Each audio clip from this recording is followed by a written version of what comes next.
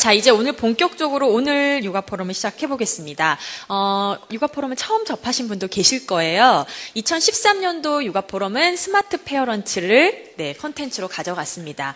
오늘이 벌써 그 9번째, 이에 해당하는 이머전시. 우리 아기의 임신부터 출산까지 내가 만드는 골든타임이라는 주제로 오늘 준비가 되었을 텐데요. 작년쯤엔가 골든타임이라고 하는 드라마도 방영이 됐었어요. 혹시 황정음 나오고 보셨나요? 네. 그러니까 주로 사람의 생사를 가르는 아주 중요한 시간을 뜻한다고 하는데요. 임신의 확인 순간부터 그리고 출산, 그리고 회복의 순간까지, 그리고 하루하루가 다르게 아기는 자라고요. 내 몸의 변화도 크게 일어나는 시기라고 합니다. 그만큼 작은 위험도 치명적일 수 있는 시기라고 하는데요. 아이와 산모의 생명을 좌우할 수도 있는 골든타임, 부모로서의 첫 1년간 꼭 알아두어야 할 위급 상황과 대처법에 대해서 알아보는 시간을 갖도록 하겠습니다. 자, 그럼 유한 킴벌리의 하기스와 그린핑거에서 진행하는 제57차 육아 포럼 시작하겠습니다. 오늘 강사분 소개를 해드릴게요. 강연을 주제인인 만큼 저희가 전문가를 모셨고요. 연세 사랑모아 산부인과 안재형 원장님 큰 박수로 모실게요.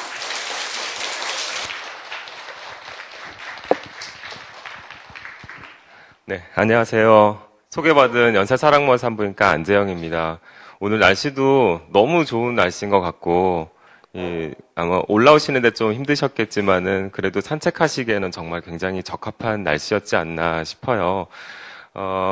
처음 이제 제가 육아 포럼 이번 주제를 의뢰를 받았을 때 사실은 굉장히 요거 참 유익한 강의이긴 한데 참 재미는 없는 강의가 될 것 같다라는 생각을 사실 한 건 사실입니다. 왜냐하면 이게 다들 아시겠지만은 사실 임신 시에 보면은 굉장히 많은 질문들을 하게 되고 의아하고 사실 잘 모르시는 분야들이고 하기 때문에 궁금증들이 굉장히 많이 생길 수밖에 없는 영역이에요. 그리고 임신이라는 게 10달이라는 기간 동에서 사실은 임신 초기, 중기, 말기 정말 접할 수 있는 굉장히 위험한 순간들 그리고 고민해야 되는 순간들이 너무너무 많기는 합니다. 근데 제가 이번 지금 포럼 준비를 하면서 저도 개인적으로 참 공부를 또 좀 많이 하게 된 면도 있어요. 그래서 최대한 제가 전달해 드리고자 하는 거는 아마 인터넷이나 사실 그간에 나와 있는 책들이나 굉장히 많은 자료들이 사실 있는데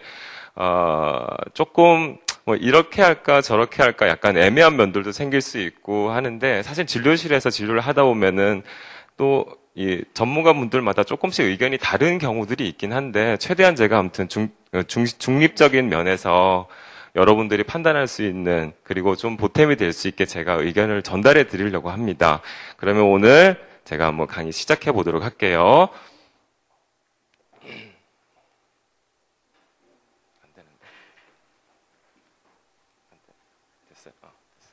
네, 골든타임이라고 하는 거는 아까 사회자분께서 소개하신 것처럼 사실은 이제 외상사고 후에 이렇게 적절한 조치를 취하면 회복이 가능한 시간들, 즉, 뇌 손상이나 혹은 심장이나 이런 데 이제, 이상이 생겼을 때, 몇 분 안에 혹은 몇 시간 안에 치료를 하면은 이게 괜찮아진다라는 그런 거를 대개는 의학적으로 의미하는데요.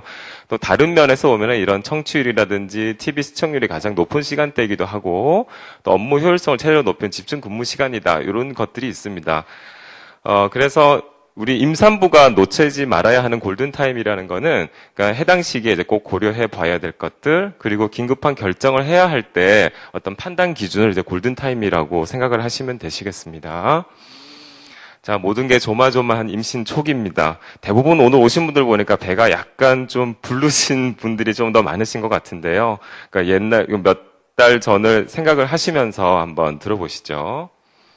자, 임신인 줄 모르고 약을 먹었어요. 굉장히 많이들 질문들을 하십니다. 사실은, 많은 분들이 이제 계획 임신을 하시는 분들도 많이 있으시지만은, 대부분은 보면은 임신이라는 게 참 계획보다는 뭔가 뜻하지 않게 어느 날 갑자기 그러니까 이 임신이 되시는 경우들이 사실은 굉장히 많습니다. 많은데 그래서 그러다 보면은 뭔가 내가 약을 먹었었던 게 생각이 나기도 하고 그러시는데요. 제일 중요한 건 보면은 임신 5주에서 10주 사이에 이제 대부분 장기, 즉 안에 아기 몸에 있는 기관들이 형성이 되거든요. 그 시기 때가 사실은 제일 중요한 시기세요. 근데 대부분들 보시면은 임신해서 이제 임신 사실을 알았었던 시기 보면은 그래도 5주 전이신 경우들이 그래도 제일 많으세요. 그래서 그 전에 드셨던 어떤 보통의 소화제나 감기약 같은 거는 사실은 전혀 이상이 없다고 보셔도 무방하세요. 그리고 만약에 그게 임신 5주 전에 드셨던 거는, 아기가 아예 전혀 영향을 받지 않거나 아니면 아기가 그냥 유산이 돼버리는 경우가 거의 대부분이에요. 그래서 보편적으로 이제 병원에 오시기 전에 와서 초음파를 봤는데 5주, 6주가 안 되는 상태에서 그 전에 드셨던 약들은 그냥 일정 정도는 그냥 까먹으셔도 사실은 상관없어요. 그리고 임신 시에도 이제 다들 해셔서 아시겠지만 사실 어느 정도 약을 쓰는 경우도 있거든요. 그래서 그러니까 요 초반 시기만 조금 내가 조심을 해야 되는 시기다라고 생각을 하시면 될 것 같습니다. 자, 그리고 맨 아래 보면은 이제 특수 약물을 복용했다면 반드시 전문의와 상담하세요. 이게 왜냐면 이런 특수 약물이라는 게 사실은 흔히 드시는 약물들이 아니거든요. 뒷장 슬라이드 보시면은요. 제가 이렇게 이제 기형 물질로 의심되거나 확인된 물질들 해가지고 쭉 이렇게 있는데요. 쭉 읽어보시면 사실은 그렇게 눈에 띄는 여러분들이 아실 만한 약물들이 그렇게 많지는 않아요. 왜냐면 여기 있는 것들이 대부분 여기 알코올 이런 거는 이제 일상적으로 볼 수 있는 것이지만은 이런 안지오텐신, 전환 효소 억제제 이런 건 사실은 혈압약이거든요. 혈압약이고 혈압약의 일부예요. 일부고 그다음에 이런 이 정신과 측면에서 쓰는 약들 그리고 이제 스테로이드 같은 경우는 이제 보면은 중간중간 이 면역 억제제나 이런 걸 드시는 분들이 계시는데 되게 요거를 먹는 약으로 드시는 분들 보면은 임신하시기 전에 일단은 해당 진료 보시는 선생님들과 상의를 대부분 하시게 되세요. 일반적으로 드시게 되시는 약물들은 아니시라는 거고요. 그래서 여기들 중에서 알코올이라는 면과 그리고 요 아래 쭉 내려오면은 여기 이소트레티노인이라는 거 있죠. 요게 인터넷에서 굉장히 이제 여러분들이 걱정 많은 여드름 치료제예요. 그러니까 저 여드름 치료제인 이소트레티노인이라는 요 제제는 FDA에서도 일단은 임신을 하긴다면은 최장 1년까지도 먹지 말아라라는 그런 보고도 있고 그렇거든요. 그래서 여드름 치료제를 드시던 분들 같은 경우는 일단은 조금 요런 거는 조심을 하셔야 되는 면이 있으니까 꼭 피임을 잘 하시는다. 요런 거는 이제 생각을 하시면 되시겠습니다. 그리고 요쪽에서 쭉 보시면은 사실 또 요거도 크게 여러분들이 드실 만한 약들은 없고 여성에서 많은 것 중에 갑상선 질환이 있거든요. 그걸 갑상선 수술하고 나면 이렇게 이제 방사선 아이오다인이라고 요도 치료를 하게 되는 경우들이 있으세요. 이런 것도 사실 이런 치료를 하는 경우에 임신을 하시는 경우들이 사실은 드물거든요. 드문 면이 있고 또 쭉 아래로 내려오시면은 담배라든지 와파린도 사실 심장병 약이기 때문에 흔히들 드시는 약은 아니세요. 그래서 이렇게 열고 있는 것들에서 보면은 그러니까 여러분들이 보편적으로 내가 약을 먹었는데 어떡하지 하는 거에서 나쁜 경우는 사실은 거의 드물다라고 보시면 되고요. 여기 아래쪽에 나와 있는 게 너무 작게 나와서 지금 안 나왔긴 한데 제가 두 가지 사이트를 사실은 적어놨는데요. 이게 앞에 있는 거는 국내 사이트고 뒤에 있는 거는 해외 사이트인데 요게 국내 사이트는 mothersafe.or.kr이에요. 그래서 여기도 이제 요건 약간 비공개로 답변들을 해주는 곳이거든요. 요것도 괜찮고요. 그 다음에 좀 영어에 자신이 있다 하시는 분은 여기 mother2baby.org라는 곳에 가시면은 오픈으로 돼 있는 영역이 있어요. 그래서 그 영역에서 거기서 이렇게 드셨던 약들을 찾아보시면 되는데 대개는 이런 영역들이기 때문에 사실은 크게 걱정하지는 않으셔도 된다 이렇게 보시면 됩니다. 다음 넘어가실게요. 피가 비쳤는데 어떡합니까? 임신 초기에 많이들 또 질문들을 하고 실제 또 많이들 오시는 질환이 되는데요. 출혈의 원인들 보면은 많이 있습니다. 착상혈, 성교우 출혈, 자궁경부 질환, 육모막하 출혈 쭉 여러 가지들이 있는데 자, 여러분들 보면은 이렇게 일단 궁금하니까 사실은 인터넷이나 이런 데 질문들을 하시잖아요. 그러면 답변들 달아주고 하는데 결국 그 답변은 이거를 진료를 보고 난 이후에 결정이 사실은 되는 거예요. 그렇기 때문에 이게 그런 건 착상혈이에요. 이건 뭐, 괜찮아요. 이런 거는 굳이 막 집에서 걱정하지 마시고 병원을 가셔서 보시는 게 제일 맞다고 생각해요. 그래서, 왜냐면 유산도 그렇고 자궁임신도 그렇고 책에 있는 것처럼 막 뭐 조금 피가 비치고 혹은 뭐 배가 아파야지 되고 꼭 그런 건 아니거든요. 그렇기 때문에, 그러니까 출혈이 있으신 경우는 일단 병원에 가서 진찰을 하시는 게 1번이에요. 아마 가지고 계신 산모수첩이나 산모 육아책 보면은 그러니까 임신 시에 꼭 병원에 가야 하는 증상들이란 그런 거 한 번쯤은 보셨을 거예요. 맨 상단에 보시면은 출혈이 있을 때라고 아마 나와 있을 겁니다. 그래서 그러니까 물론 대개는 보면 이제 출혈이 많이 나는 경우들, 새빨갛게 나는 경우들은 일단은 검에서 대부분도 오시기는 하는데 양이 적은 경우는 어쨌든 갈색으로 되고 핑크빛으로 되고 하는 그런 면이 있긴 하거든요. 근데 하지만 어쨌건 그렇다고 해서 다 안전한 거는 아니니까 병원에 오셔서 일단 확인하시는 게 제일 중요하리라고 생각을 합니다. 다음으로 넘어갈게요. 입덧이 너무 심한데 아기는 괜찮을까? 입덧은 사실은 또 임신하신 분들의 전유물 아니에요. 그죠? 거의 3분의 2가 입덧을 합니다. 3분의 2가 입덧을 하고 그 정도가 심하느냐 아니면 이제 별로 심하지 않느냐의 차이일 뿐이지 거의 한 3분의 2는 하시는데 보시면 이제 어머니가 약간 여기 모계 쪽을 따릅니다. 그래서 어머니가 입덧이 심했으면은 따님이신 분도 좀 높을 가능성이 많고 그리고 자매분도 약간 좀 높아지는 경향이 있어요. 물론 100%는 아닙니다. 그리고 여자아기를 임신한 경우도 약간 증가를 한다는데 이것도 뭐 그냥 그렇게 알아두시면 되고요. 대부분 이제 이 다음 임신 때도 재발을 하는 경향이 있어요. 근데 이제 결국은 요 입덧이 그러니까 다 편차가 있는데 그 중에서 결국은 내가 입원을 해야 되는 거냐 아니면 뭔가 내가 괜찮은 거냐 하는 판단이 사실은 중요하게 되는데요. 그러니까 입원을 치료를 하는 경우 혹은 뭐 이제 수액을 맞는다가 하는 경우는 이제 전혀 물도 못 먹으실 정도로 이렇게 구토를 하시는 분들 계세요. 그러면서 이제 그러다 보면은 급성 가사라는 게 이제 탈수에 빠지게 되는 거거든요. 그러니까 그런 분들 그리고 임신 전 체중 제일 날씬할 때 아닙니다. 임신 보면 다들 제일 날씬하셨을 때 얘기들을 좀 하시는 분들이 많은데 그게 아니라 임신하셔서 병원에 가셨을 때 처음 병문하셨을 때 체중이 있죠.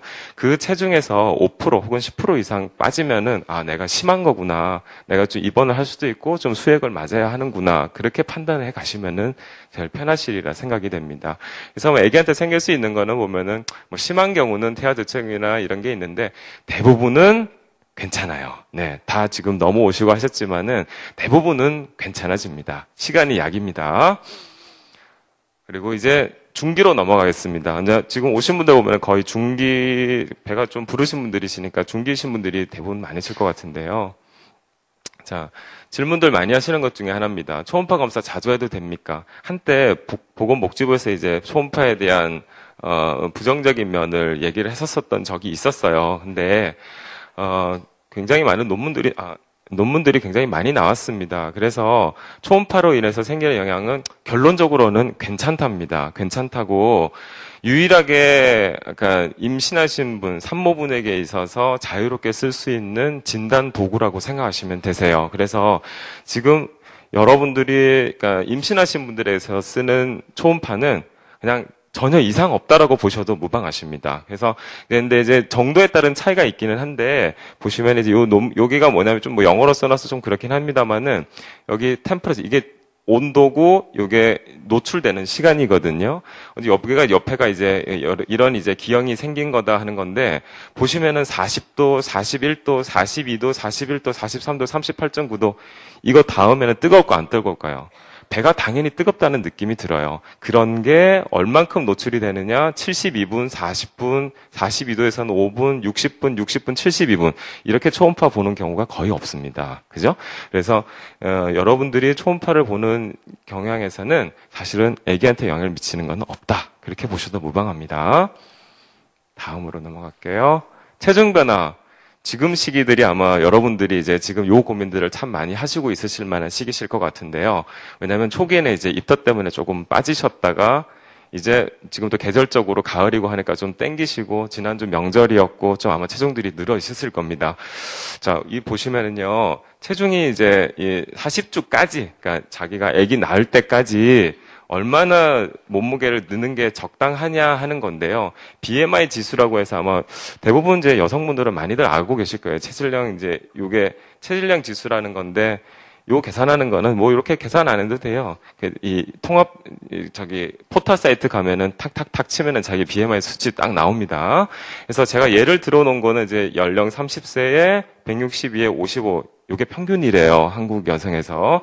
그래서 이런 분들이 이제 BMI 지수가 20.58 요게 바로 정상 레벨에 들어가는 정도거든요. 대부분들이 정상 레벨이세요. 본인의 생각에 나는 비만하다, 뚱뚱하다라고 하지만 거의 대부분들 정상 범위에 들어가시는 분들이라서요. 보시면은 아기 날 때까지 임신 초기 체중에서 11.5에서 16kg 정도 느는 게 정상이라고 보시면 되세요. 이게 이제 느는 거는 이제 계산하는 것들이 있는데 뭐 그것까지 아실 필요는 없고, 그러니까 내가 아기 날 때까지 한 11에서 12kg 정도 느는 거는 정상적인 체중 증가다 이렇게 보시면 돼요. 근데 이게 40주까지 그러면 똑같이 하루에 조금씩 느느냐? 그렇진 않아요.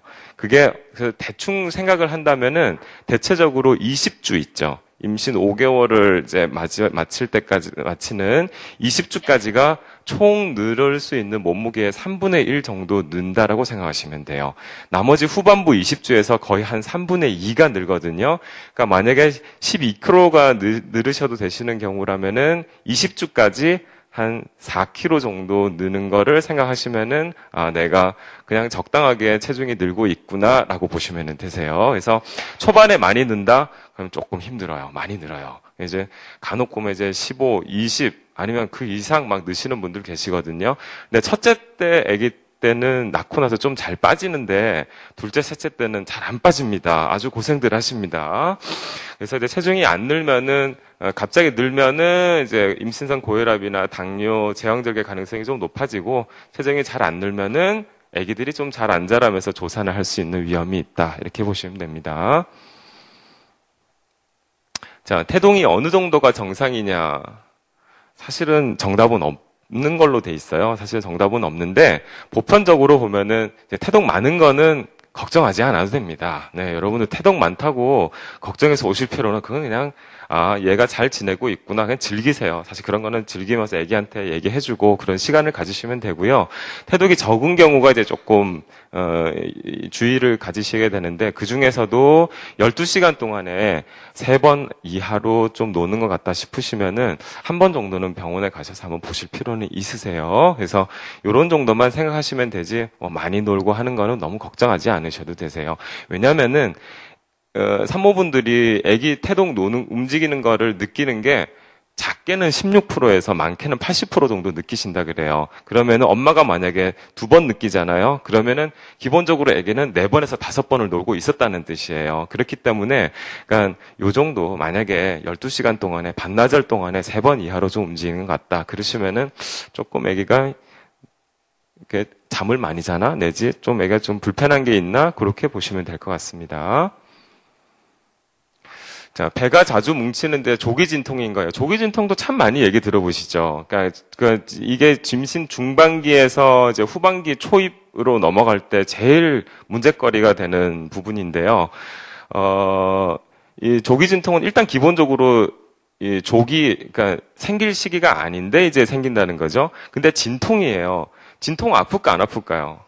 아파요. 꽤 아파요. 이게 그냥 어지간하게 아픈 게 아니라 약간 미간을 찌푸릴 정도로 좀 아파지시거든요. 근데 그런 게 얼마나 자주 나타나냐면은 20분에 4번 이상 나타나는 거예요. 1시간에 한 번, 2시간에 한 번 아무 의미 없어요. 그런 거는 전혀 이상 없고요.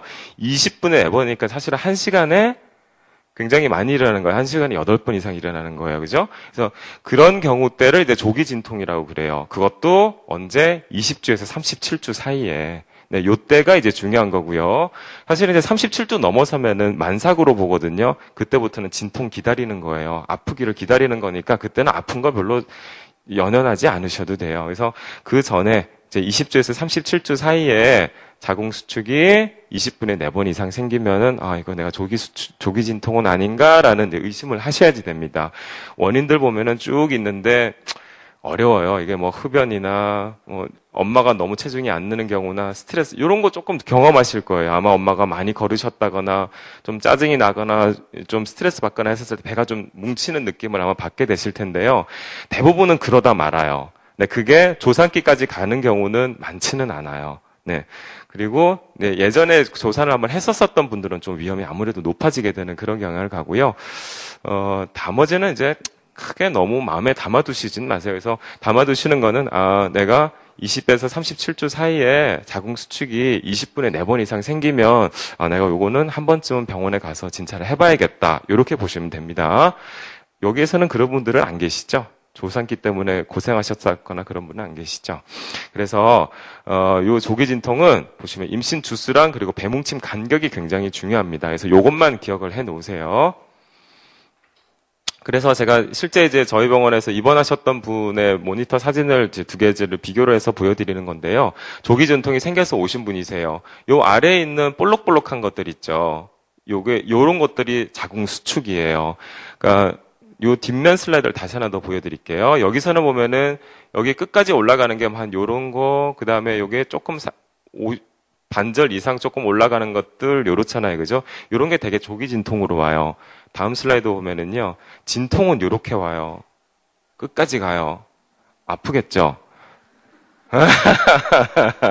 네, 그래서 이게 보면 조기진통은 이런 정도로 이렇게 진통이 오고 요걸 치료가 잘 되시는 경우는 이렇게 잔잔한 호수처럼 변하게 돼버려요. 요래 돼야지 이제 정상적인 게 되겠죠. 그래서 안 생기는 게 좋지만 어쨌건 20분에 4번 이상 배뭉침이 생긴다 그러시면은 내가 한 번쯤 병원에 가봐야겠다 이렇게 생각하시면 됩니다.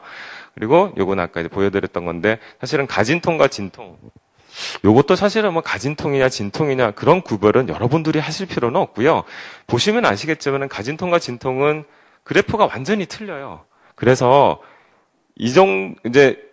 요 정도도 사실은 아파하시는 분들도 계시긴 하거든요. 근데 이게 저희도 항상 오류에 빠질 수 있는 면이 가진통, 진통 이런 거 구별하는 것 중에 요 모니터만 가지고 판단을 하는 경우들이 있거든요. 근데 이제 환자분들 증상도 굉장히 중요해요. 환자분들의 직접적인 어떤 증상과 그리고 요거를 사실 이제 같이 겹쳐서 이제 보게 되는데, 아무래도 민감도는 틀리죠. 어떤 분들은 조금만 아파도 굉장히 아프다고 느끼시는 분들이 있고, 또 어떤 분들은 이 정도면 아파하실 것 같은데도 별로 안 아파하시는 분들도 있거든요.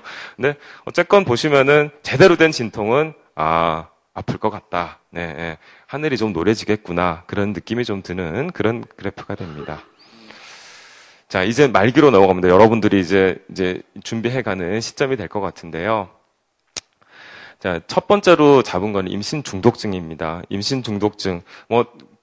이 근간에 보면 이제 모 개그맨 분, 와이프분께서 이제 심하게 앓으셔가지고, 하셨었던, 그런 부분인데, 물론 흔하지는 않아요. 사실 임신 중독증으로 고생하시는 분의 퍼센트가 그렇게 높은 거는 사실은 아닌데, 자, 이제 한번 나타나면 아주 골치 아프고, 엄마도 아기도 굉장히 몸을 망치게 되는 그런 질환이 되는데요.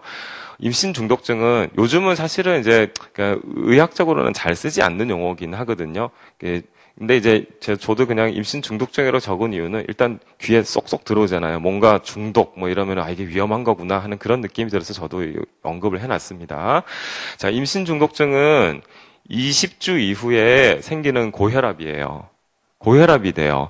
그 다음에 뭐가 있느냐? 단백뇨가 생겨요. 단백뇨는 소변에서 단백질이 빠지는 거예요. 그러니까 여기에는 사실은 부종이라는 거는 없어요. 그래서 붓는 것만 가지고 임신 중독증 아니에요. 아시겠죠? 임신 중독증은 기본적으로 고혈압과 단백뇨가 생기는 거예요. 이거 없는 임신 중독증은 없다. 이렇게 보시면 됩니다. 그것도 되게 20주 이후에 생겨요. 그리고 아기 날 때까지 임신 말기로 가면서 생기는 그런 영향이 되는데, 그래서 이제 병원에 가시면 매번 혈압을 재는 이유가 여러분들이 저혈압인지를 보는 것보다는 사실은 이런 임신 중독증, 즉 고혈압으로 되지는 않나 하는 거를 보는 게 더 많은 측면이 있습니다. 그래서 임신 중독증의 증상을 보면은요, 초기에는 고혈압 외에는 별다른 증상이 없어요. 별로 잘 못 느껴요. 내가 임신 중독증이 됐는지도 사실은 잘 못 느끼거든요. 근데 병이 진행되면서 이제 다양한 증상들이 생기는데, 보면 혈압이 140에 90 이상을 이제 고혈압으로 보는데 160에 110 이상으로 막 높아진다거나 혹은 이제 요때부터 이제 막 부종이 막 생기는 요런 건 좀 중요하게 보게 됩니다.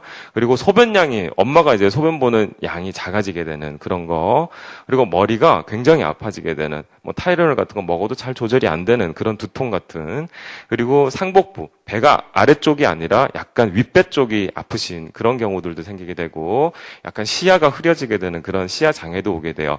근데 이런 증상들이 나타나면은 이미 매우 많이 진행이 된 상태예요. 그래서 참 이게 임신 중독증이 안 좋은 거는 이게 생겼을 때 어떤 초기 증상을 참 빨리 깨치는 것도 사실은 쉽지 않고, 그 다음에 생겼을 때 이미 어떤 증상들이 쭉 생기기 시작하면은 좀 굉장히 위험한 시기로 이미 돼 있는 경우가 거의 대부분이거든요. 그래서 결국은 이제 임신 중독증이 위험한 거는 아기도 발육이 잘 안 되고 심한 경우는 이제 아기가 사망을 하게 되는데요. 무서운 얘기만 한다, 그죠?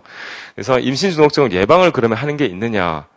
참 이게 특별한 또 방법은 없어요. 여러 가지들을 이제 막 연구들을 해보고 했었었는데, 그러니까 덜 짜게 먹거나 칼슘 먹거나 혹은 저용량 아이스피를 먹거나 하는 것도 사실은 크게 효과는 없는 걸로 돼 있고, 또 혹자들에도 뭐 비타민 C나 E 같은 항산화제를 먹으면은 좀 예방을 되지 않겠냐. 이것도 아직은 확립적이지는 않아요. 그래서 제일 사실은 저는 추천을 해드리는 거는 일단 체중 증량을 조금 많이 하지 말으라는 거예요. 요게 임신 29주 이후, 즉 한 30주 임신 말기가 되겠죠? 그때 일주일에 900g 이상 체중이 늘면은 임신 중독증 위험이 좀 증가를 해요. 아, 내가 혹시 임신 중독증으로 가고 있는 건 아닌가라는 점을 한 번쯤 보실 필요가 있거든요.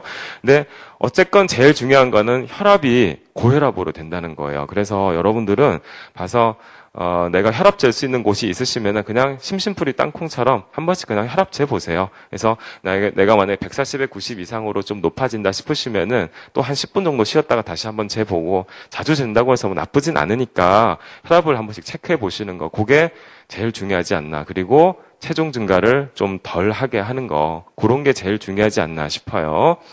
그래서 만약에 임신 중독증으로 판명이 나게 되면은 분만하는 게 치료약이에요. 임신 중독증은 분만을 하면은 없어져요. 근데 분만을 하려면은 이제 아기를 낳아야 하는 시점이 돼야 되잖아요. 근데 이게 참 골치 아픈 게 얘가 항상 만삭에 오는 건 아니거든요.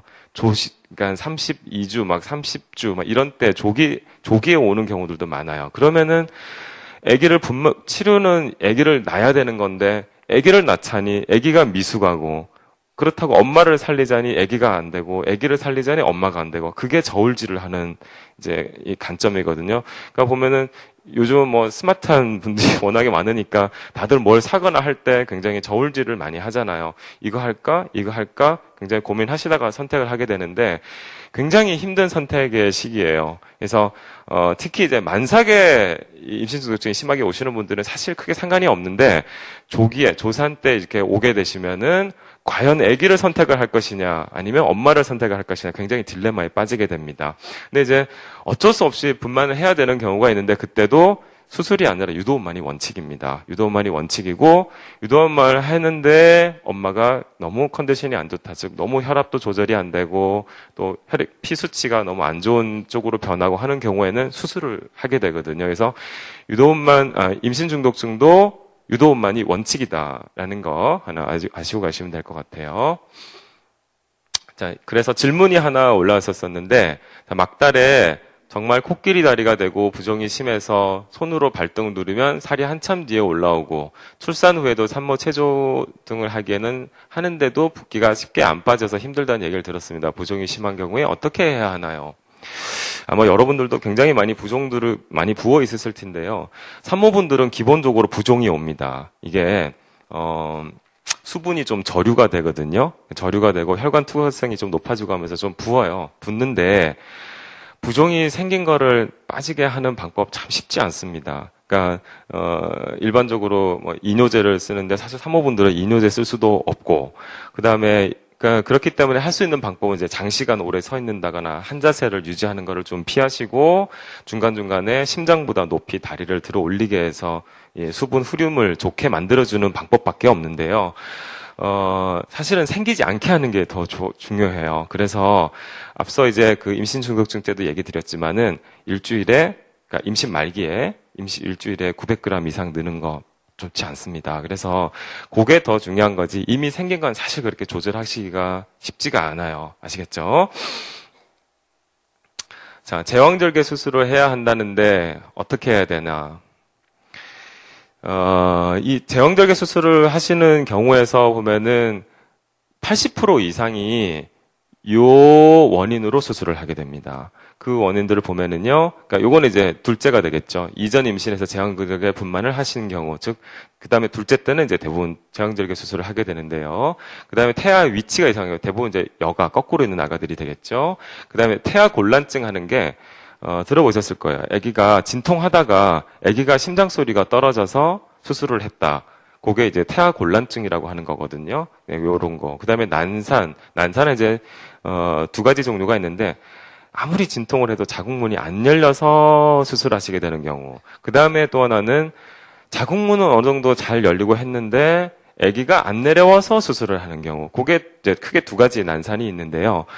처음에서 고생은 고생대로 하고 수술하게 되는 게 이제 딱 요 케이스가 되는 거죠. 그 중에서 사실 여기 보면은 태아의 머리가 젖혀져 있는 경우 있죠. 젖혀졌다는 게 뒤로 이렇게 제껴지는 거거든요. 아기들은 엄마의 골반을 타고 내려와서 분만을 할 때 보면은 요렇게 숙여서 와요. 내려오는데 어떤 아가들은 참 별나게도 요렇게 하는 아가들이 있어요. 이러면 이제 진짜 고생 많이 해요. 이런 분들은 거의 제왕절개 수술이 상당히 50% 이상 높다고 보시면 돼요. 근데 그게 진통이 생기기 전에는 몰라요. 그때는 뭐 고개를 젖히고 있건 뭘 하건 별로 그다지 상관이 없는데, 자, 진통이 생겨서 진행을 하는데 엄마의 골반을 쑥 들어가는데 얘가 고개를 젖히면서 들어가는 친구들이 있어요. 그래서 이제 사실은 고생은 고생대로 하고 수술하게 되는 경우들을 사실은 하게 되는데, 이건 정말 아무도 몰라요. 그러니까 이 산부인과 의사 본인도 혹은 본인의 가족도 알 수 없는 게 이제 요런 거거든요. 그래서 사실은 분만실에서 거의 결정되는 그런 사항들이죠. 그 다음에 이제 하나가 이제 다태 임신, 쌍둥이 임신이 되겠죠. 그래서, 물론, 이런 데서도 보면은, 이전에 제왕절개 분만을 한 경우에, V백이라고 하는 또 자연분만을 하는 경우도 있고, 또, 여가인 경우도 사실은 여가 분만을 하는 경우도 있고, 그 다음에, 요 두 개는 아무래도 수술을 하게 되는 경우가 많고, 쌍둥이도 사실 분만을 하는 경우도 있는데, 대부분의 경우에서는 사실은 수술이라는 거를 결정을 하게 돼요.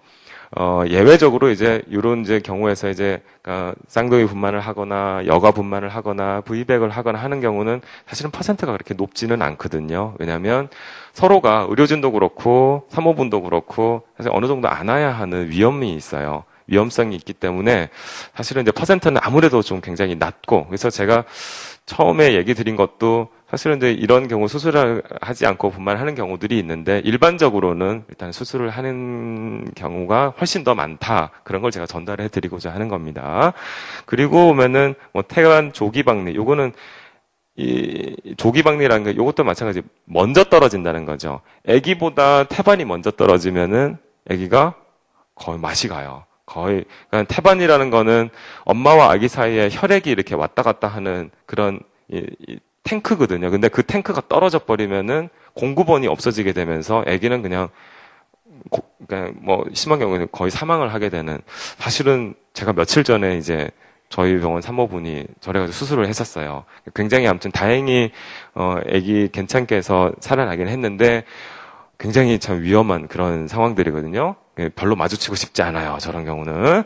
그리고 이제 엄마가 감염이 되거나 하는 건데, 엄마 감염 중에서도 뭐냐면은 분만 당시, 즉 임신 초기는 상관없는데 임신 이제 말기, 거의 아기 날 때 돼서 헤르페스 감염이 생기는 경우 있어요. 입에 생기는 거 말고 아래 회음부에 헤르페스 감염이 생기는 경우가 있는데, 그런 경우는 이제 수술을 권유를 해요. 왜냐하면 엄마가 나오는 산도에 헤르페스 바이러스가 있는 경우에는 아기가 노출이 되면서 폐렴이나 혹은 뇌수막염을 일으키는 원인이 될 수 있기 때문에 수술을 좀 권유를 하게 됩니다. 그리고 드물죠. 엄마가 설마 에이즈신 분 사실 그렇게 많지는 않기 때문에요.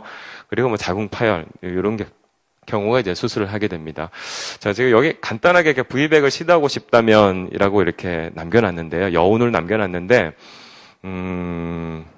한때 사실 이제 V백 분만도 참 이제 좀 했었었어요. 그죠? 특히 이제 미국에서 굉장히 많이 했었었는데, 제일 많이 이제 했었었던 경우가 한 30% 정도까지 V백을 했었었던 퍼센트가 있었는데, 근간에는 10% 정도로 많이 떨어졌어요. 그러니까 결과적으로 그쪽에서도 하다 해보니까 결국은 또 다른 이제 문제들이 생기더라는 거죠. 그래서 결국은 이제 자궁 파열이라고 하는 부분인데 요즘은 거의 한 3분의 1 이하 수준으로 많이 떨어졌고 국내 우리나라에서의 데이터를 보면은 뭐 정확한 데이터는 아닐 수는 있겠지만은 크게 변화 없어요. 저희 나라는 거의 한 3% 정도. 네, 그 정도 V백 분만들을 하세요. 그래서 흔한 거는 아니기 때문에 저도 그냥 간략하게 짚고 넘어가. 혹시 지금 V백 분만 이런 거 시도하시고자 하시는 분들이 계세요? 여기 계신 분 중에?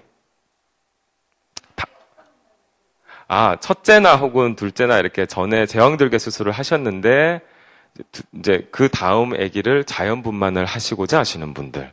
네. 그런 거 이제 V백 분만이라고 하거든요. 다들 그러신 분은 없으시다, 그죠? 그래서,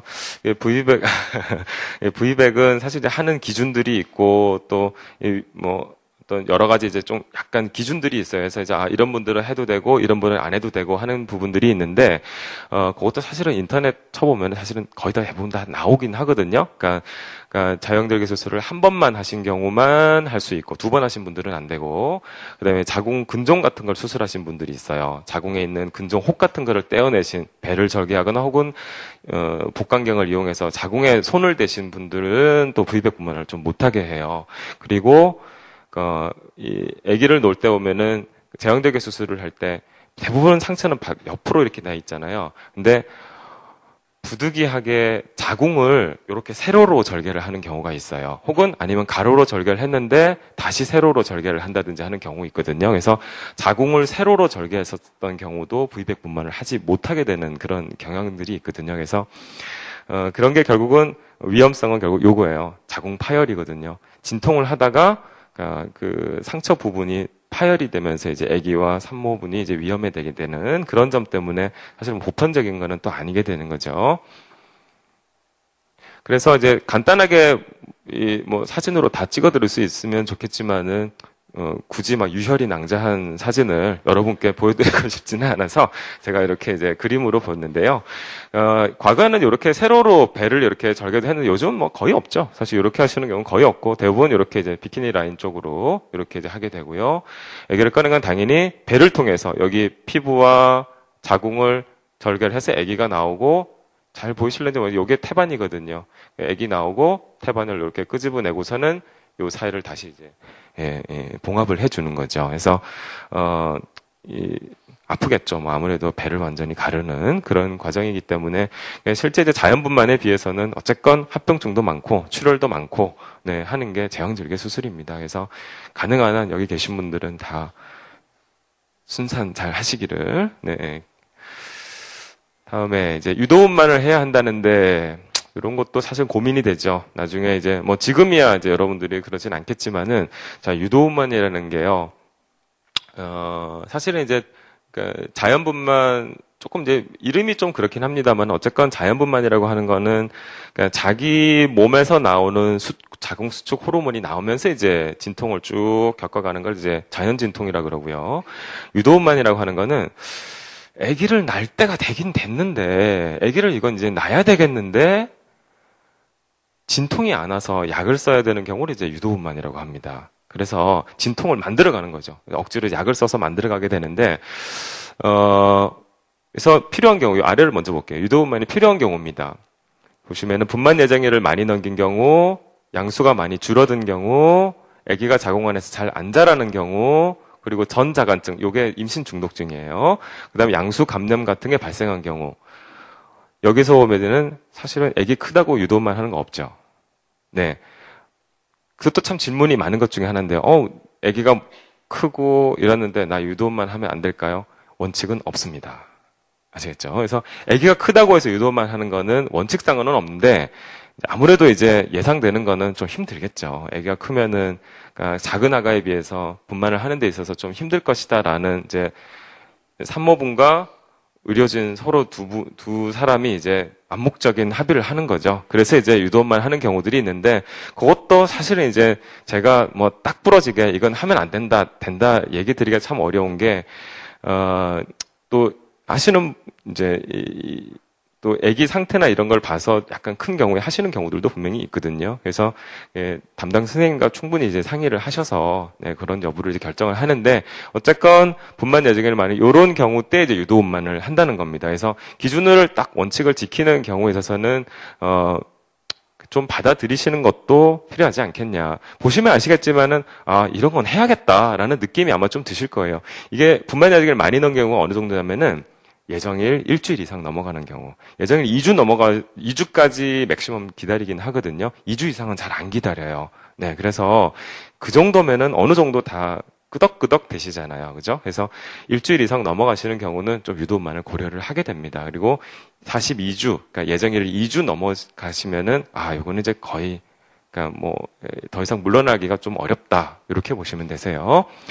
자, 이런 거고. 그래서 유도분만 과정은 두 가지 크게 과정이 있는데, 경부라는 게 자궁문이거든요. 여기에서 숙화라는 게 부드럽게 만든다는 뜻이에요. 익힌다는 뜻이거든요. 자, 이 자궁문은 그간에는 아기를 내보내지 않기 위해서 단단하게 닫혀 있어요. 그래야지 아기를 이제 지킬 거 아니에요. 그죠? 근데 아기를 낳아야 하는 상태에서는 단단해 있으면은 아기를 낳는데 방해가 되겠죠. 그래서 부드럽게 만들어줘야 돼요. 그래서 그 부드럽게 만들어주는 과정을 이제 숙화 과정이라고 그러고, 그게 부드럽게 돼야지 이제 진통을 유발시키는 약을 쓸 수가 있어요. 그래서 약을 써서 이제 분만을 하는 거를 이제 유도분만이다. 그렇게 보시면 됩니다. 간단하게 여기 이제 유도분만의 부작용하고 이렇게 점점점 해놨는데요.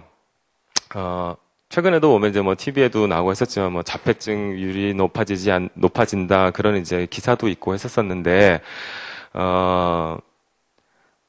제가 거기서도 이제 맨 마지막에 보면은 하지만 해야 하는 경우에는 하는 것이 더 옳다라고 이렇게 마무리를 하고 있거든요. 원칙을 지키는 한에서는, 즉, 이런 경우는 하는 것이 옳다라는 정도의 기준에서는 너무 걱정하지 마시고 하시는 게 맞지 않나라고 생각이 듭니다. 아시겠죠? 양수가 먼저 터졌다. 네. 그래서 이제 두 가지를 뚝 해놨는데, 사실 임신 중독증제 아까 조기 진통이라든지 그때 얘기 드린 거랑 비슷해요. 34주 미만의 너무 미숙아인 경우는 항생제를 쓰면서 기다려요. 왜냐하면 이 아기를 분만하는 데 있어서 34주는 꽤나 중요한 이 라인인데요. 저 34주라는 게 우리는 왜 나와서 저희가 막 호흡을 하잖아요. 그죠? 근데 아기들은요, 34주가 넘어서야지 호흡을 할 수 있어요. 그러니까 34주를 넘어서야지 한 95% 이상에서 자발호흡, 스스로 호흡을 할 수 있는 능력을 가지거든요. 근데 그 이전에는 자기가 나와서 호흡을 하는 게 좀 힘들어하는 경우들이 있어요. 즉, 인공호흡기를 달아야 하는 경우가 높아지거든요. 그래서 저 34주를 넘어서면은 아기를 낳아요. 근데 34주가 안 되면 기다려요. 언제까지? 34주가 일단 넘어서면서 35주 접어들 때까지. 네. 그래서 양수가 터졌는데 자기 주수가 어느 정도에 따라서 나는 기다리게 될 것이냐 아니면은 아기를 낳게 될 것이냐가 결정을 하게 됩니다. 그래서 여기서 금기사항이 없으면이라는 단서 조항이 있는데 이런 것도 이제 뭐 아기가 엄마가 뭐 어떤 건강 상태가 안 좋다거나 혹은 아기가 감염의 위험이 있다거나 하는 경우는 어쩔 수 없어요. 34주 미만이라도 아기를 낳아야 하는 그런 경우가 되고 아닌 경우는 기다리게 됩니다. 그래서 내가 양수가 터졌으면은 주수가 어느 정도냐를 제일 먼저 챙기시는 게 아마 중요하실 것 같고요. 그다음에 이제 출산의 순간으로 가는데 질문으로 아마 좀 되는 것 같아요. 무통주사에 대해서 알려주세요. 맞으면 천국, 네, 네 부작용도 복불복. 맞죠? 이 말이 맞지 뭐, 그죠? 네. 그래서 출산 후에 뭐 몇 달 지난 후에 허리가 아프다는 사람부터 아무런 부작용이 없다는 사람까지 출산자 엄마라면 좀 고민을 하고 싶은데 궁금증을 해줬으면 좋겠습니다. 무통주사. 자, 요 뒷면을 보도록 할게요. 무통주사라는 거는요, 하는 방법은 이렇게 시행을 하게 됩니다. 옆으로 누워서 여기 허리에다가 긴 바늘을 툭 넣어가지고 여기 이제 이 신경을 이렇게 마취를 하게 되는 거거든요. 그러니까 신경이 있는 여기다가 이제 약을 투여를 해서 그러니까 이 하반신을 이렇게 쭉 마취를 하게 되는 건데, 요게 이제 하는 게 이제, 요것도 약간 좀 차이는 있어요. 그러니까 이제, 크게 자궁문이 뭐 이 정도까지, 그러니까 4cm, 5cm까지 열리지 않아도 해도 된다라는, 논문들도 많고 하긴 하는데요. 일반적으로 토산모분들은 한 4cm에서 5cm, 그리고 경산모분들, 둘째, 셋째이신 분들은 한 3cm 정도에서, 무통 마취를 하게 됩니다. 이게 이제 결국은 요 정도 진행이 돼야지 어느 정도 이제, 진통이라는 게, 즉, 아기를 낳기 위한 힘이 살아있는 상태가 되면서 무통 마취 약을 써도 그 힘이 죽지 않고 통증만 좀 조절을 할 수 있는 시점이 되는 거거든요. 그래서 대부분은 요 정도 시점에서 하게 됩니다. 그래서 초산모분들은 한 4cm, 경산모분들은 한 3cm, 요 정도 생각하시면 되세요. 그래서 대개는 한 8, 90% 정도의 효과를 보게 되는데 어떤 분들은 해도 또 좀 효과가 없는 분들도 계세요. 네, 그런 분들도 계신 대부분은 천국을 경험합니다. 네, 천국을 경험하고. 근데 이제 그러다 보면은 사실은 무통 마취의 목적은 조금 통증을 조절을 해서 아기를 놓는 게 목적이거든요. 그러니까 중요한 거는 사실 아기를 자연분만을 하게 하는 게 목적이고 그 과정을 약간 통증을 좀 덜하게 하는 게 이제 부차적인 게 되는데 어떤 분들은 그냥 오자마자 그냥 유통마취 해달라고 이렇게 이제 통증만 이제 또 조절을만 생각하시는 경우들이 있으시거든요. 약간 안타까운 경우들도 있기는 하는데 어쨌건 목적은 자기가 한 이 정도는 이제 가장 큰 목적은 이제 분만을 하는 게 목적이지 그걸 과정을 약간 이제 편하게 넘어가는 게 목적이지 아예 안 아픈 게 목적이다라는 건 아니라는 거. 그게 와전이 되면 안 돼요. 아시겠죠? 그래서 단점 보면은 뭐 산모 저혈압, 산모 다리 힘이 풀려서 행동반경이 좁아지고 진통이 약해져서 촉진대 도움이 필요하거나 필요시에는 제왕절개 수술 확률이 좀 증가한다. 그리고 방광간경이 약해져서 소변을 못 보게 돼서 소변줄을 넣는 경우가 좀 있다. 이렇게 적어놨는데요. 뭐 크게 많지는 않은 것 같아요. 다만 이제 산모분들이 좀 불편해하는 거는 이게 마취를 하고 나면 약간 다리 힘이 풀려서 침대를 약간 좀 못 벗어나게 되는 게 있어요. 즉 나는 이제 진통을 하면서 운동 같은 거나 혹은 좀 걸어 다니거나 그러면서 분만을 하고 싶으신 경우에는 사실 무통 마취는 하시면은 다리 힘이 좀 풀려서 안 되시게 되세요. 그래서 그런 것도 한번 생각을 해보시고 그러니까 요게 뭐 다는 아니에요. 그러니까 요게 다는 아닌데 하나의 방법 중에 하나니까 그렇게 생각하시면 되지 않을까 싶습니다. 봤었던 슬라이드고요. 그 다음에 질문. 아는 분이 출산할 때 아기가 잘 안 나와서 흡입분만을 했다는 얘기를 들었습니다. 그래서 흡입분만 경우 아기 뇌가 자리 잡지 않은 상태에서는 좀 위험할 수 있다고 하는데 엄마가 힘을 많이 못 줘서 아기가 나오기 힘든 상황일 때 어떻게든 자연분만을 고집하는 게 맞을지 아니면 흡입분만을 하는 게 맞는지 잘 모르겠다. 나혜정님께서 질문하셨는데요.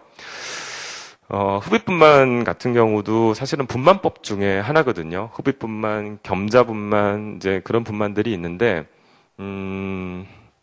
그러니까 이제 요게 부작용들이 보면은 흡입이라는 게, 그러니까 맥큐um 있죠. 그러니까, 우리가 진공청소기 이렇게 손 탁 대면은 쭉 빨려드는 것처럼 그런 아주 부드러운 이제 맥큐um을 애기 머리에 대고 이렇게 이제 약간 이제 힘을 이렇게 도와주는 방법인데, 그러니까, 사실은 결론적으로 얘기하면은 썩 그렇게 잘 하지는 않아요. 네. 왜냐면 이제 결국은 이제 서로 이제 이런 걱정과 그리고 이제 어떤 법률적인 문제 이런 것 때문에 사실 거의 대부분 잘 하지는 않거든요. 그래서, 뭐 그렇게 이런 경우를 이렇게 맞이하는 경우가 흔치는 않을 텐데 제 생각에는 그래요. 그러니까 만약에 그러니까 이런 거를 이제 지금 현재 이제 분만을 하시는 이제 대부분의 산부인과 전문의 스님들께서 사실은 잘 안 하려고 하는 분명히 이 시술 중에 하나일 거거든요. 그럼에도 불구하고 만약에 권유를 하는 경우라면은 뭔가 진짜 조금만 도와주면은 될 것 같은데 너무 왜 안타까운 경우들이 있어요.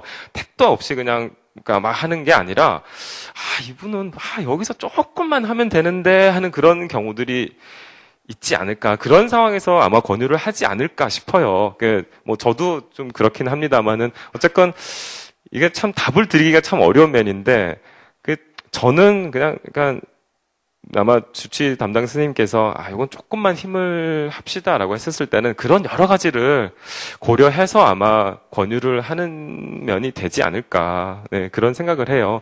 단점을 얘기하다 보면은 무서워서 할 수 없어요. 뭐 애기 머리 피부가 까지니 뇌출혈이 생기니 여기서 뭐처럼 이제 뇌 두개골에 골절이 생기니 사실 그런 단점들이 있는데 그 미국 학회에서도 보면은 그러니까 이 숙련된 사람이 했었을 때 그런 심각한 부정이 생기는 게 몇만 분의 1로 나와 있어요.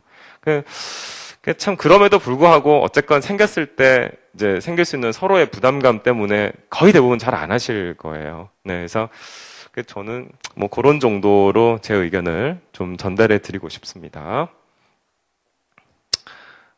아마 질문에서 마지막 슬라이드일 것 같은데요. 저는 비형간염 보균자 엄마입니다. 임신 과정에서 알게 됐고 모유수유하게 되면 아기한테 전염되고 이미 수직 감염 확률도 많다고 해서 아기 낳자마자 백신 주사 맞히고 모유수유 하고 싶었지만 아기를 생각해서 저지 멈추는 약을 출산과 동시에 바로 먹었습니다. 하지만 21개월 됐는데 아기가 비형간염 상태입니다. 출산하자마자 면역골류분도 맞았고 그러니까 할 건 다 하셨다는 거죠. 그죠?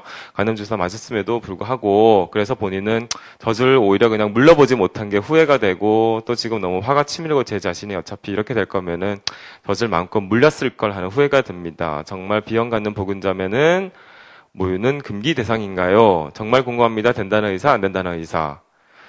해도 됩니다. 이거는 뭐 사실은 해도 된다는 의사, 안 된다는 의사가 아니라요. 해도 됩니다. 특히 이제 비형간염 같은 경우는 본인이 활동성인 상태라도 모유수유 해도 됩니다. 아시겠죠? 그래서 비형간염은 어떤 상태건, 즉, 이분은 보균자 상태시라고 해서 안 하게 되셨다 하시지만은, 보균자건, 만성감염자건, 아니면 지금 현재 활동성 간염이건 하셔도 상관없습니다. 왜냐면, 요게 지금 이제, 이분은 이제 아기가 이제 면역글로불린과 간염주사를 맞았는데도 걸렸다 돼 있잖아요.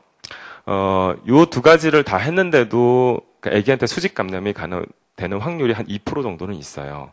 근데 그 2%가 모유수유를 한다고 해서 높아지지 않아요. 그렇기 때문에 비형간염은 자기가 보균자건 활동성이건 아무 상관없이 모유수유 가능합니다. 물론 다만 이제 아기가 면역글로불린과 간염주사를 맞는 경우에 한해서 아시겠죠? 네, 그리고, 모유수유를 못하는 경우는 몇 개 있어요. 뭐, 소위 말해서 마약을, 길거리 약 같은 그런 걸 하신다거나, 네, 뭐, 에이즈가 뭐 있는다거나, 아니면 이제 활동성 결핵이 있으신 분들, 아니면 이제 본인이 유방암이신 그런 경우, 이런 경우들은 이제 못 하시지만은, 나머지는 상관없다. 특히 비형간염은 전혀 상관없다. 요거는 이미 결론이 있는데, 왜 안 된다는 의사가 있었을까 모르겠네요. 네. 그래서 이렇게 이제 이 산모에게 골든타임 지키기 위해서는 자 임신 중인 내 몸이 보내는 신호에도 귀를 보내고 쭉 해놨는데요. 저도 이제 제가 요거를 준비하면서 사실은 제일 좀 망설했었던 것도 제가 전달해야 되는 게 분명히 답이 다 되지는 않거든요. 그러니까 이제 일반적인 면에 대해서 저도 전달해 드리려고 노력을 한 건데 아까 얘기 드린 것처럼 사실 뭐 여가 분만도 하시는 분들도 있고 다 계십니다만은 그러니까 본인이 사실 이제 제일 신뢰하시는 분은 그러니까 지금 진료를 서로 같이 하고 계신 담당 선생님이 아마 제일 신뢰하시는 분이 되실 거예요. 그래서 제일 권유드리고 싶은 거는 사실은 담당 선생님과 많은 얘기를 나누시는 게 사실은 제일 중요합니다. 그래서 고민거리가 있다면은 그 담당 선생님과 제일 얘기를 나누시는 게 제일 좋은 방법이라고 생각해요. 네, 그래서 조금이나마 제가 오늘 얘기해 드린 게 여러분들이 순산하시는데 그리고 뭐 물론 아까 비형간염 나오긴 했습니다만은 나중에 수유하려고 하시는데 도움이 되셨으면 하는 바람이고요. 시간이 그러네요, 그죠? 그래서 혹시 제가 전달해 드리고자 하는 내용은 거의 이렇게 마치게 됐는데요. 혹시 뭐 궁금하신 점이 있으시다거나. 네. 오늘 강연이 너무 시원시원한 답변이 마음에 드신다고 하시고요. 온라인 반응에서는 선생님 병원에 다니시는 산모가 계신가 봐요. 실물이 훨씬 나으시다는 말씀도 해주셨습니다. 실물이 훨씬 더 나으시죠? 온라인으로 보시는 분들은 네, 약간 다른 실물을 보고 계실 것 같습니다. 혹시 오늘 강연과 관련하여 궁금한 내용 있으시면 제가 한두 분 정도만 받을게요. 혹시 있으신가요? 아, 예. 잠시만요. 마이크 저희가 전달해 드릴게요. 아까 그 자연분만 중에 백큐을 사용해가지고 분만을 하는 것에 대해서 설명을 해주셨는데, 제 같은 경우에는 이제 제왕절개 예정이거든요. 근데 예, 제왕절개를 할 예정인데, 저 담당해주시는 분이 제왕절개 때 그 흡입분만을 하시는 분이세요. 근데 그게 이제 자연분만 때 그거를 사용하는 거랑 제왕절개 할 때 그거를 사용하는 거에서 차이가 어느 정도가 나고, 그리고 아기한테 좀 안 좋은 게 있으면 웬만하면 좀 피해달라고 얘기를 하고 싶은데, 그런 게 좀 있는지 궁금합니다. 네, 이 흡입, 그러니까 백큐움이라는 거를 이제 되는 이제 그 시기가 제가 이제 저도 아까 얘기 드린 것처럼 그러니까 굉장히 안타까운 경우들이 있거든요. 그러니까 요거만 살짝 넘어가는 그런 이제 것만 하면은 좋은데 약간 무리하게 되는 경우도 있어요. 자연분만을 할 때는. 근데 제왕절개 수술을 할 때 쓰는 경우 보면은 굉장히 살짝만 쓰게 돼요. 그러니까 이 뒤에 슬라이드를 아까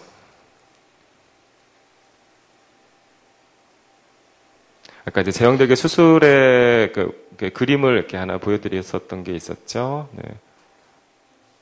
네, 여기서 보시면은 아기가 이렇게 이제 이 엄마의 절개된 배를 통해서 이렇게 이제 나오게 이렇게 사실 이렇게 손을 이렇게 넣어서 배를 이렇게 누르게 돼요. 왜냐면 엄마가 힘을 못 주잖아요. 그죠? 그렇기 때문에, 그러니까, 나올 수 있는, 그러니까 어찌 보면은 여기가, 그러니까 애기 자연분만 할 때 이제 엄마의 진립구 쪽, 회음부 쪽이 되겠죠? 그쪽이 되고, 그 다음에 여기에 이제 배를 이렇게 누르게 되는데요.